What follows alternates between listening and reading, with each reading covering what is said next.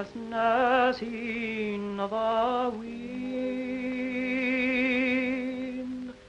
There is small rain, the salt in it from the sea,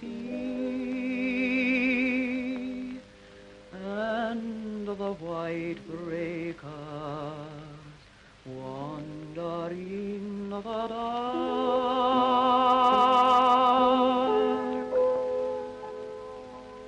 Low down in the west, a waning moon calls to the sea, sweeping back the flood from the black points of land, and the tide is turning from the seven rocks.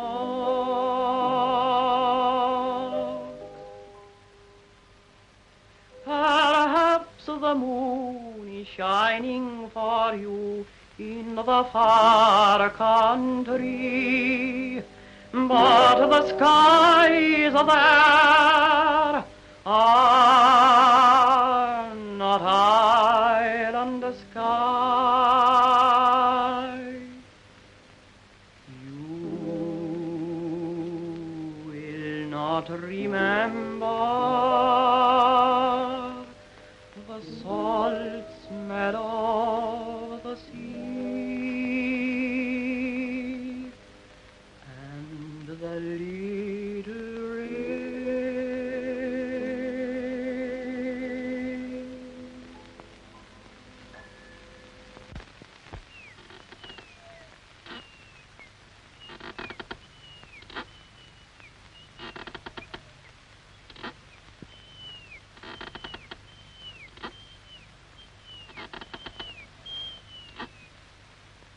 Eriskay, one of the smaller Hebridean islands of song, fable, and legend, handed down from generation to generation for hundreds of years.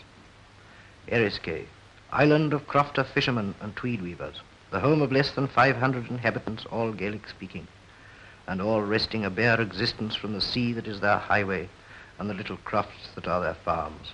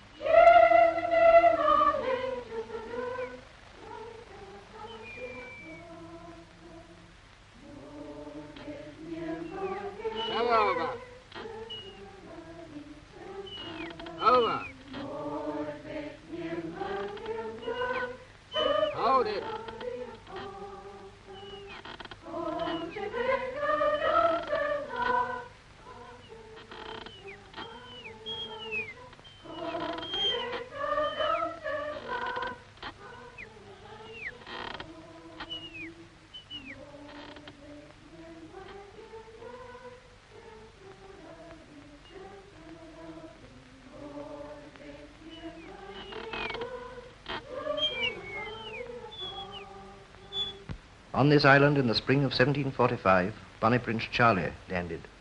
His memory is as fresh in the minds of every islander as though he lived but yesterday. And it was just such a house as this that made him welcome, and just such a scene as this that met his eyes, for little has changed in this corner of Gaeldom.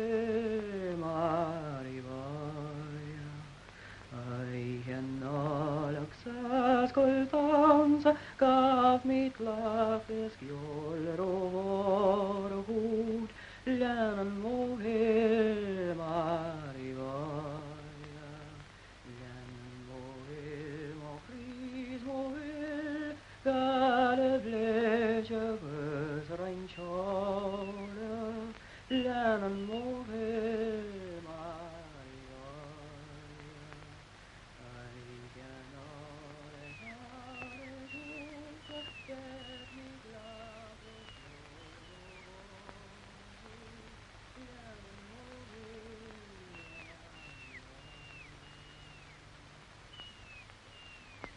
A primitive life may be, one with the cry of seabirds and the roar of breaking waters ever in the ear. A race of men, less tenacious than these, would long ago have given up the struggle. Nurtured under such hard conditions, they are content with what they hold, and are happy to work the often meager soil, or face the dangers of tempestuous seas.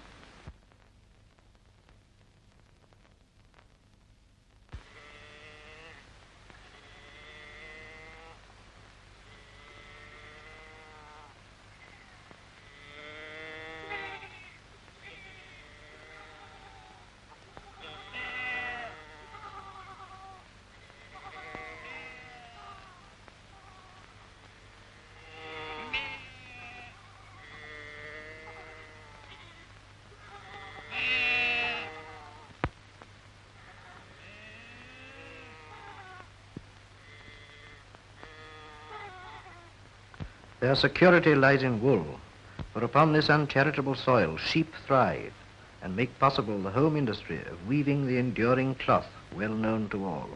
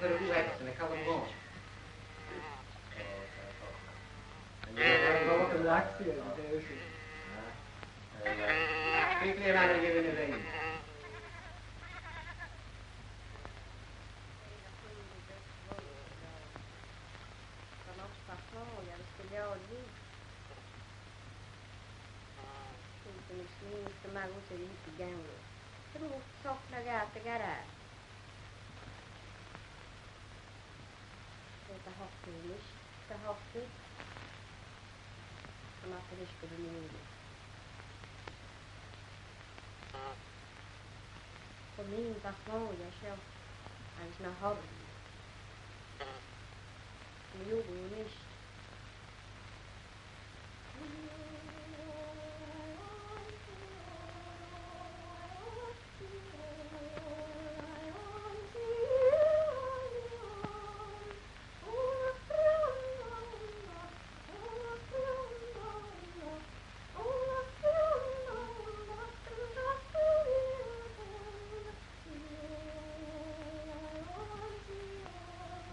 Så från vingetecken.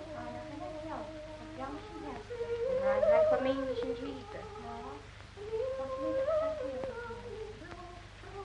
Här kommer in i här i tiden.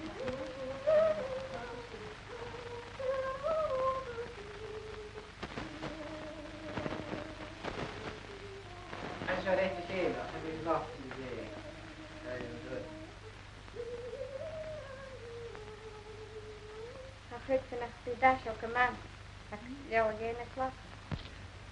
The dyes are natural and are scraped from the rocks.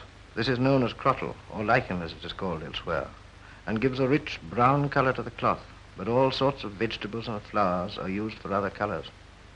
Their respect for the common rights for this very necessary commodity is such that around the flickering light of the will-o'-the-wisp, which may be seen sometimes at nightfall over the bogs, a legend has arisen. There was a man, a blacksmith by trade, who went out at night, unknown to his comrade, to scrape a little crottle.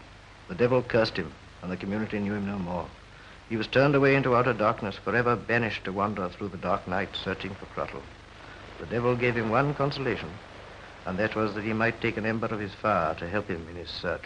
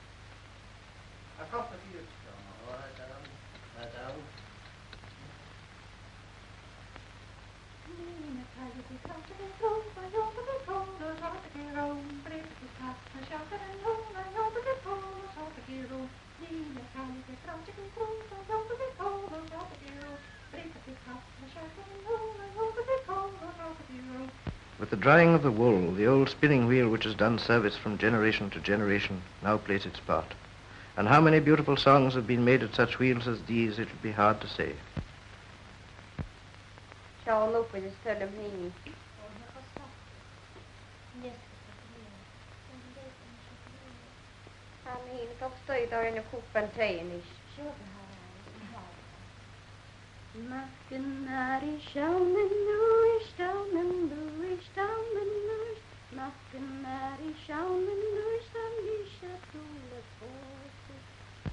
There is something possibly in the turning wheel and the thud of the foot that drives it that calls for song, or something in the twisting thread, maybe, that lends inspiration to the spinner. Music is in the soul of these people, and it is as natural as talk. There are songs of weaving, songs of spinning, songs for carding, songs for the crottle gathering, traditional and melodious, as only such a people could make, living as they do in a land where the errant voices of the wind forever whisper.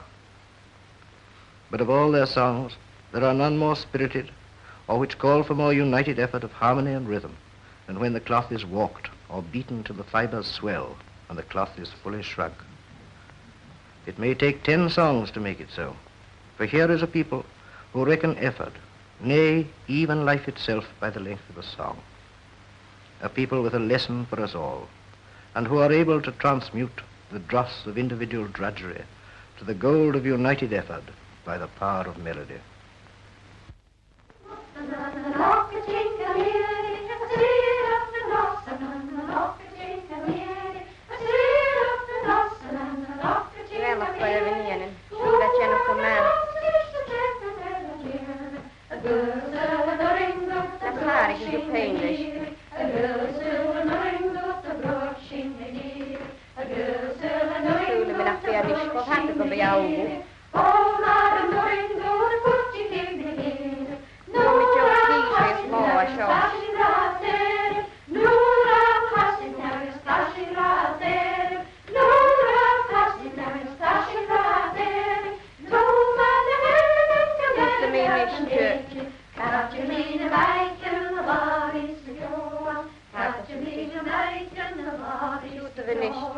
Facciamo.